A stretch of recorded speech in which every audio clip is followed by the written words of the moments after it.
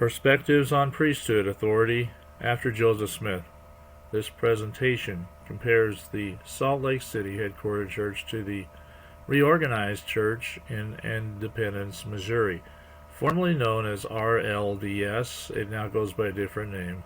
For the purpose of this presentation, we will continue to refer to it as the reorganized church, or RLDS. It is set up with lineal succession, the interrelationship of the office of president of the church. You can see I searched Wikipedia to find this chart, and you'll notice that it goes from Joseph Smith, and on the far right his brother William Smith. They're saying there's a line of authority down to his son Joseph Smith III. That is why this has been chosen as an example of an offshoot of the Church of Jesus Christ of Latter-day Saints when we're talking about the succession of the church presidency. The argument has been his son, Joseph Smith III, was supposed to be that person.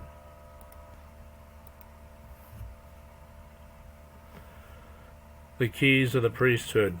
The arguments of succession as follows. This is from a book called Assorted Gems of Priceless Value by Nels B. Lundwall. Lundwall was actually a member of the church in Missouri, the RLDS, and that was until 1904 when he left the church as a 20-year-old. He also had family members in that church, and you'll understand why he posted this letter at the end of this book as the concluding chapter. He left to join the Church of Jesus Christ of Latter-day Saints in 1904, and the letter was in 1914. So we have these offshoots, various offshoots from the church that Joseph Smith established. The RLDS claims the right to the priesthood through Joseph Smith III. Okay, there's also a lot of offshoots from the Salt Lake City main branch, and these groups have various stories for why they have authority, their alleged authority. We won't talk about them today. We're going to focus on the primary offshoot of the Church of Jesus Christ of Latter-day Saints. Lots of Mormon scholars have evolved from the time of the original church. Now we have assumed experts of the modern era. It's still not known. However, the magnitude of the revisionist effects from the 1980s has had on modern interpretation of this religion. Briefly, we're going to discuss that and how it could have affected most of what people believe regarding the Church of Jesus Christ of Latter-day Saints, the restored gospel.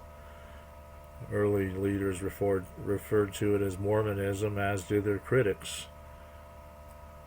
More can be learned from watching the following videos for a thorough revisit to the history of that time.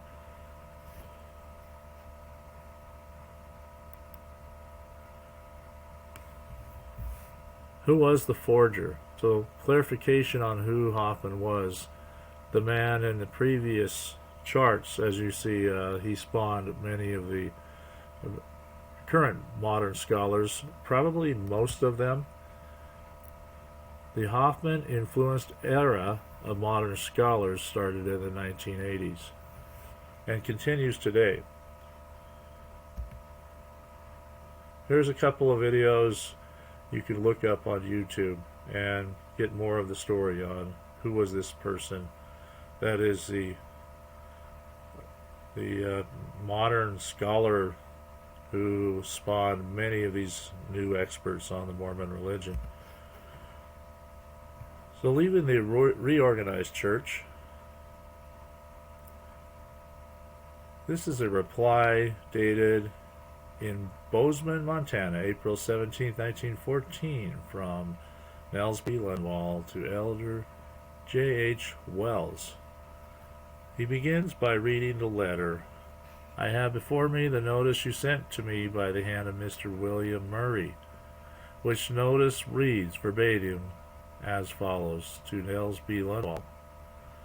Dear brother, please take notice that an elders' court will convene in the Latter-day Saint Church of the reorganized on Sunday, the 19th day of April in 1914, at the hour of 11:15 a.m. to examine into a charge preferred against you for unchristian-like conduct. The court desires you to appear to answer for said charge, trusting you may be able to effect a full reconciliation. I am your brother, J. H. Wells, Chairman of said Elders' Court, dated April 12, 1914.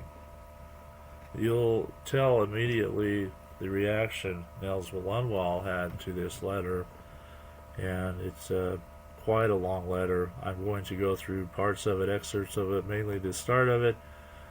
He thoroughly denounces this whole process, and so here's his response. If I thought it advisable, I could write a long treatise on this question of whether your church has within its confines the authority of Jesus Christ and his Father, the authority to bind on earth that which shall be eternally bound in the celestial heavens.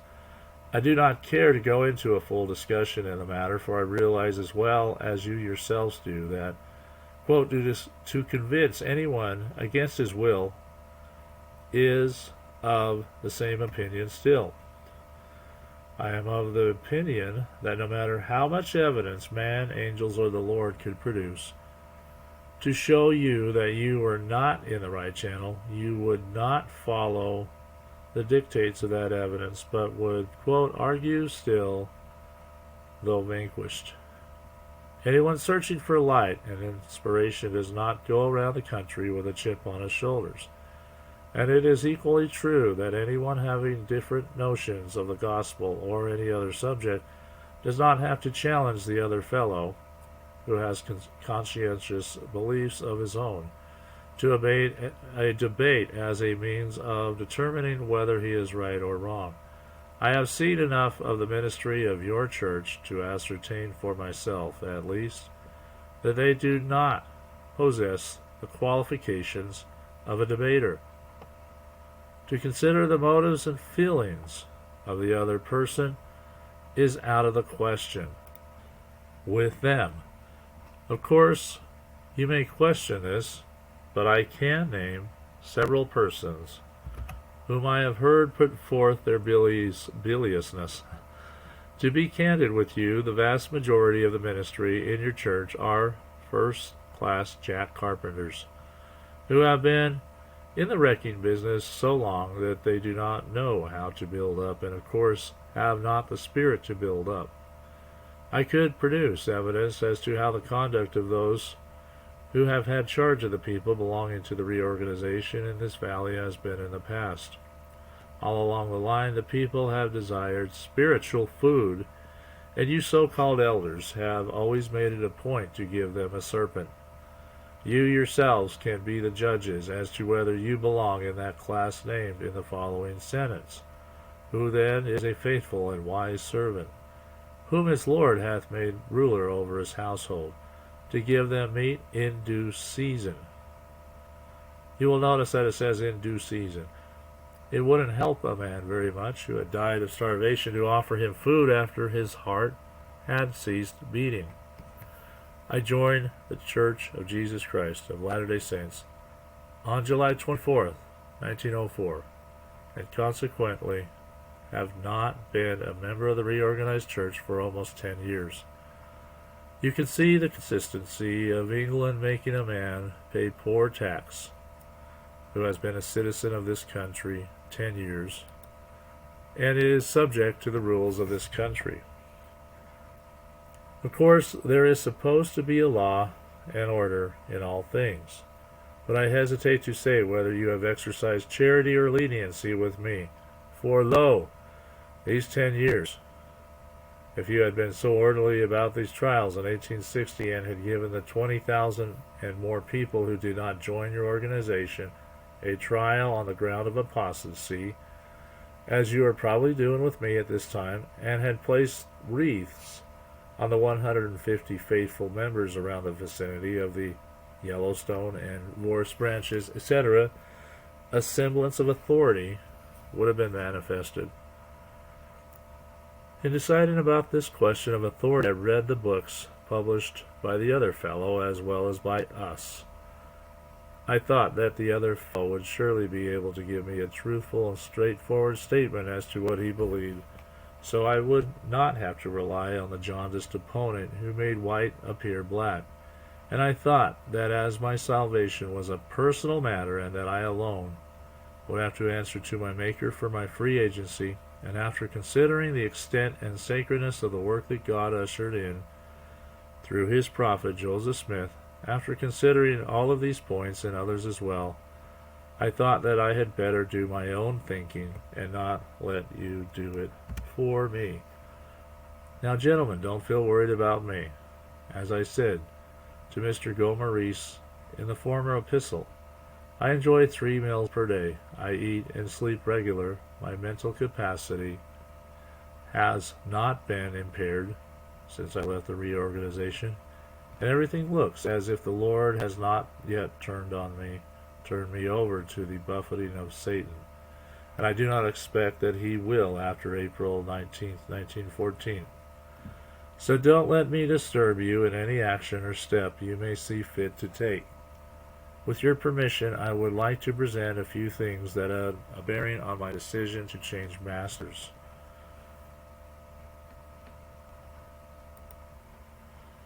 Mr. Lundwall at this point goes into great detail to explain his disaffection toward the RLDS. I will read part of it. I will read excerpts skimming through a big part of this chapter as it is quite lengthy. The significant parts will be read. Number 1, in 1856, Messrs. Briggs and Gurley called upon young Joseph for the purpose of getting him to accept the presidency of the, quote, new organization. Young Joseph said to them, among other things, that I did not then know whether I should ever be called to take any part in that work, that it would have to be made clear to me in person, as well as to others, what that work was. Mr. Smith was born November 6, 1832, and when he made this statement, which is recorded by Tullige's Life of the Prophet, pages 767 to 768, reorganized edition, he was 24 years of age, and he was 12 years of age at that time of the martyrdom. It appears that Mr. Smith forgot that his father had blessed him 3 different times to preside at the latter's death over the church. He forgot that his father told 3,000 people in young Joseph's presence that young Joseph would be his successor. He didn't know he was already called, didn't know he should ever be called. So, this is, of course, a little bit facetious of Lundwall, recounting some of the facts that should have been accepted, but pointing out the contradictions here. It appears, though, that after all these things had been drawn to his attention, he readily remembered them. Does it seem reasonable? Number 2, William Marks, who was one of the 5 who ordained young Joseph, said in 1844, Times and Seasons, Volume 5, page 742, among other things, the 12 are the proper persons to lead the church. This Mr. Marks was president of the Nauvoo stake, and if anyone were likely to know whether the prophet Joseph ordained young Joseph or anyone else, he would be likely to know whether or not young Joseph was ordained by his father in the presence of 3,000 persons in the grove at Nauvoo. He would be likely to know whether young Joseph had been ordained in Liberty Jail, and he would be likely to know whether young Joseph was blessed and ordained to be his father's successor in office shortly after getting out of Liberty Jail, as was said by Lyman White. Yet after all of these ordinations are said to have taken place by you people, Mr. Marks says to young Joseph in Tulige's Life of the Prophet, page 774, we have had enough of man-made prophets, and we don't want any more of that sort. If God has called you, we want to know it. If he has, the church is ready to sustain you. If not, we want nothing to do with you. So you will see, Mr. Mark's memory has failed him at the proper time, and that time was when the question was decided during the latter part of the year 1844. Strange coincidence, isn't it? Number 3. Mr. Smith in True Succession, page 108, says, in reply to a question of who should lead the reorganized church in case of my death, I told Mr. Spencer that the care of the church would devolve upon the 12 as a quorum until my successor was pointed out by revelation. The church after the prophet's death was guided by the quorum of the 12, which, as you are aware, is equal in authority with the first presidency, and it is equal in authority with the first 70. When Joseph and Hiram were murdered, there was no first presidency, and the next quorum of authority was the 12, who stepped into their proper place and calling and did their duty. A majority of the 12, or 7 members, constitute a quorum, and it didn't make any difference as far as the validity of the acts were concerned. If some of the 3 members of that quorum did apostatize, what the 12 did in the line of their duty was law. If Mr. Smith's immediate successor would be the 12 in case of his death at this time, it would most assuredly be the case when the prophet Joseph died, which it was. If not, why not? Number 4. If Mr. Smith was ordained 3 separate times to fill the position of president to succeed his father, why was it necessary to call in 3 apostates, namely Briggs, Gurley, and Marks, in order to ordain him? The prophet Joseph said in his journal, whatever can be the matter with these men, Law and Marks? Is it that the wicked flee when no man pursueth, that hit pigeons always flutter, that drowning men catch at straws, or that Presidents Law and Marks are absolutely traitors to the church, and that my remarks should produce such excitement in their midst? The people in the town are astonished, almost every man saying to his neighbor, is it possible that Brother Law or Brother Marks is a traitor and would deliver Brother Joseph into the hands of his enemy in Missouri? If not, what can be the meaning of all of this? Now, of course, some of these names coming up are a bit peculiar, particularly William Marks. Now, Brother Law, as it calls him here, is well known to have conspired in the group that wanted to kill Joseph Smith. Brother Marks was also one of those conspirators. It's interesting that Brother Marks, William Marks, ended up in the reorganized church. Benjamin F. Johnson called him a Judas. My Life's Review, page 99. I'm going to interject. Those he had called around him as a cordon of safety and strength were worse than a rope of sand, and were now forging his fetters, referring to the prophet Joseph Smith. William Law was his first counselor. Wilson Law, Major General of the Legion. William Marks, President of the stake. The Higbees, his confidential attorneys, and Dr. Foster, his financial business agent. All of these and many others entered into secret covenant so much worse than Judas, that they would have the prophet's life, just in fulfillment of what he had said so often publicly. With all their power they began to make a party strong enough to destroy the prophet. We'll continue reading. The righteous are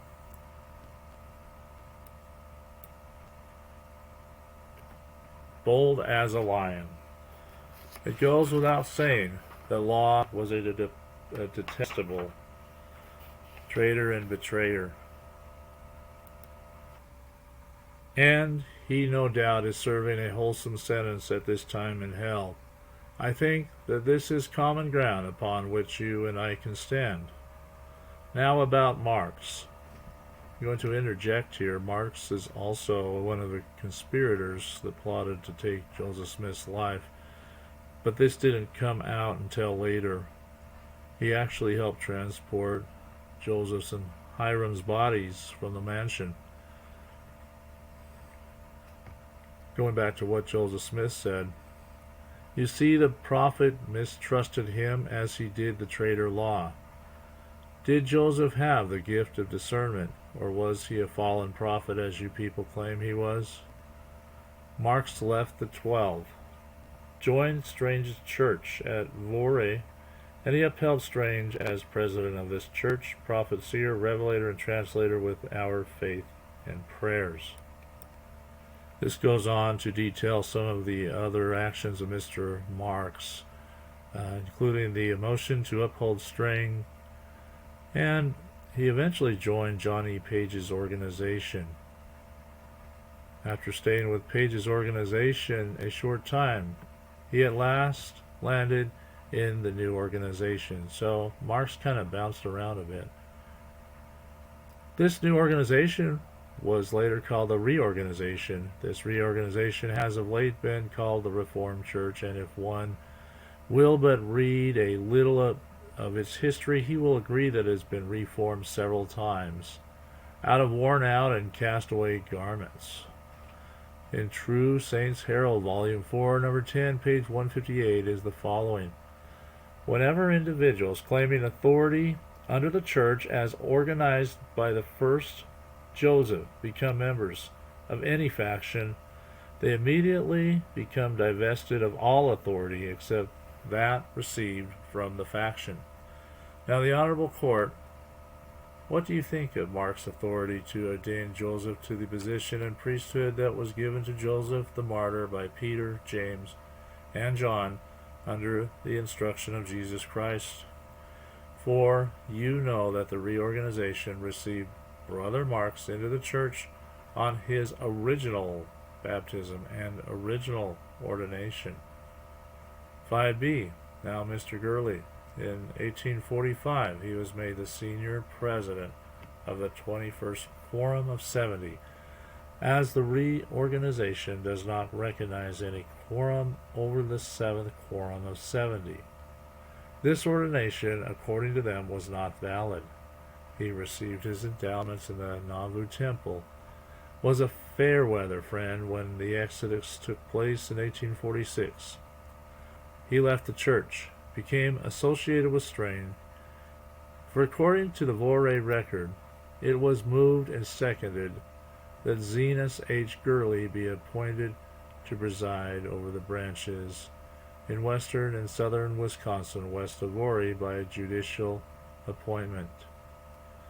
Carried. Later, he was dropped from the Strangeite organization as per the following.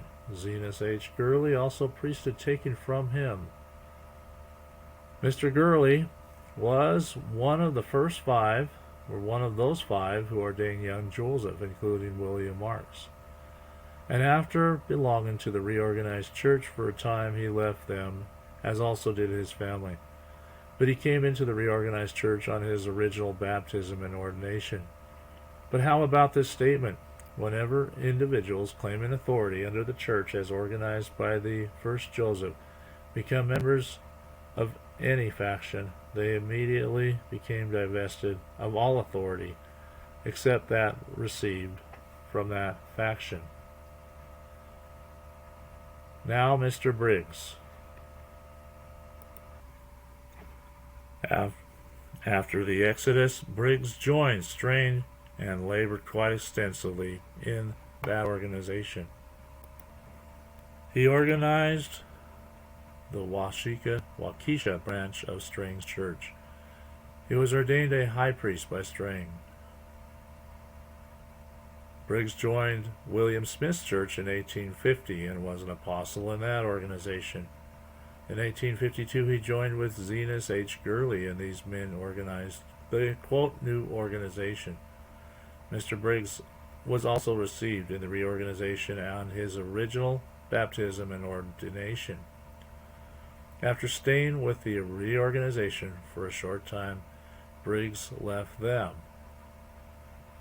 So this is just a little bit of a sketch on the history of the reorganized church. This gives a little bit more information on who set it up, and unfortunately we have ties to the actual murder of Joseph Smith.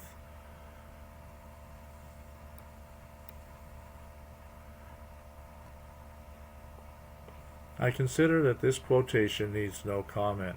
God would surely not want his people to partake of a stream that was composed of the intakes of several sewage systems. And what was that quote? Brother Joseph, referring to Joseph Smith III, William Marks, stated, Brother Joseph, I present this church to you in the name of Jesus Christ. I believe there can be no question with any rational person whether Gurley had a right to present something he never possessed. Now, this was Mr. Gurley who made that statement, so slight error on my part, I apologize. He was assisted by William Marks. If he possessed this power, Joseph the prophet or some angel would have to confer it on him. On page 179 of True Succession, Mr. Smith says, so far as that particular act was concerned, the authority was restored. That is, the authority to administer in the Melchizedek priesthood, in the capacity of the first presidency. According to that, it was taken away before the restoration took place, at the time the angelic John laid his sacred hands upon Joseph Smith, and Oliver Cowdery repeated these words, Upon you, my fellow servants, in the name of the Messiah, I confer the priesthood of Aaron, which holds the keys of the ministering of angels, and of the gospel of repentance and of baptism by immersion for the remission of sins. And this shall never be taken from the earth until the sons of Levi do offer again an offering unto the Lord in righteousness. In Daniel's vision, the rock was cut from the mountain without hands, and it filled the whole earth. And in the days of these kings shall the God of heaven set up a kingdom which shall never be destroyed or given to another people. This question, when boiled down, is a case of whether to believe holy angels and prophets sent of God, or believe a body of apostates. The angel John knew absolutely what he was talking about, and the Lord did also when he said that the kingdom is yours and the enemy shall not overcome. And also when the Lord said unto the prophet, the keys of the kingdom shall never be taken away from thee, while thou art in this world or in the world to come. Nevertheless, the oracles may be given to another, even unto the church. Lundwall says, for my part, I prefer to believe the inspired writings and not those of the, quote, honorable court of the reorganized church. Now, this is a very interesting quote here. We're talking about the keys of the kingdom. Very much discussion has been given regarding the keys of the church itself. But Joseph Smith had the keys of the kingdom in this world and the world to come, never to be taken away from him. We're talking about a bigger expanse beyond the simple authority of one church.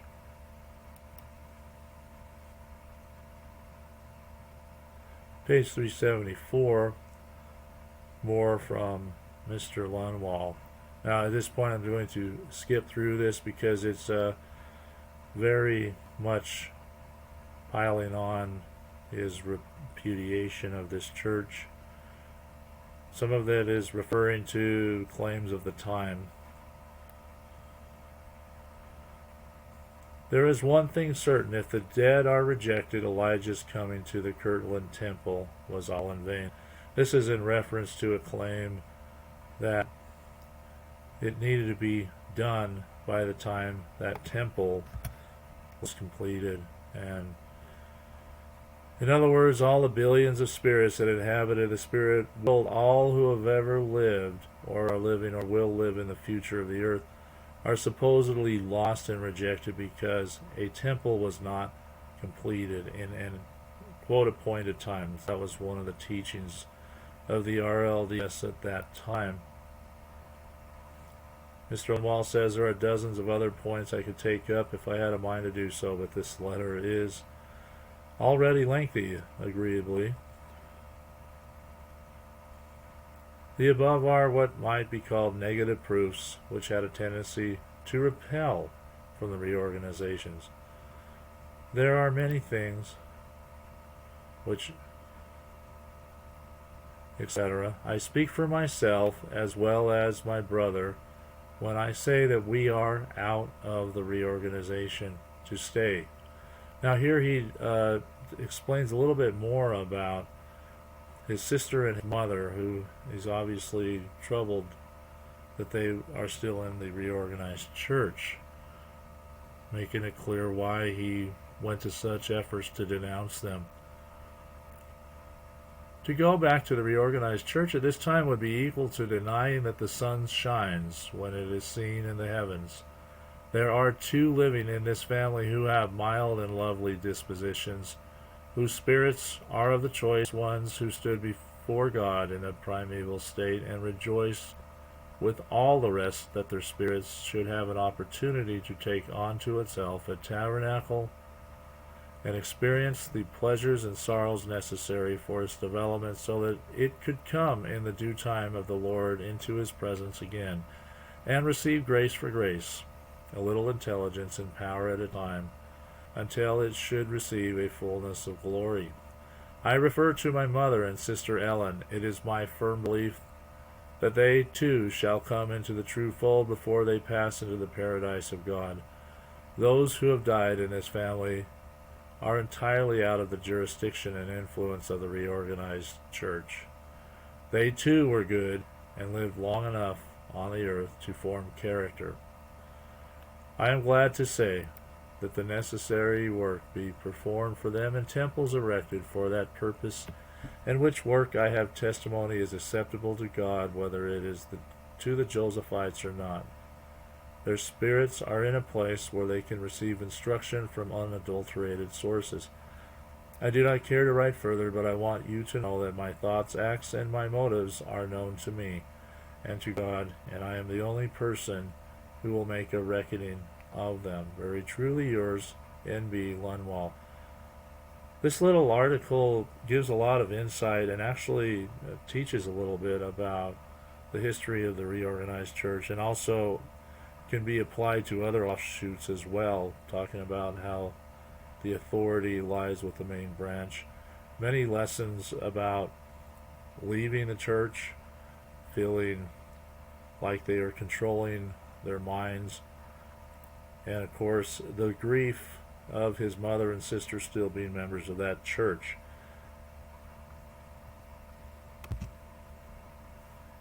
You can find more about Nels Lundwall if you go to this website, ancestors.familysearch.org. Again, this is a biography, not autobiography. When Nels Benjamin Lundwall was born on February 26th in Bozeman.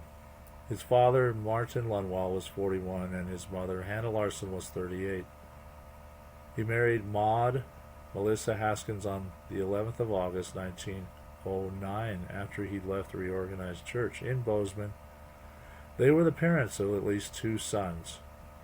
He lived in Salt Lake City, Utah in 1930.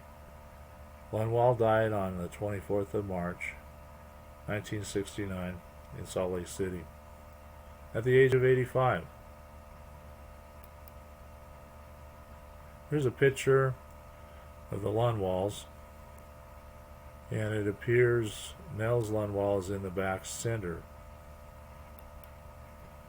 Here we circle him, another picture. This concludes this presentation. Please like, comment, and subscribe to the channel. Thank you for watching.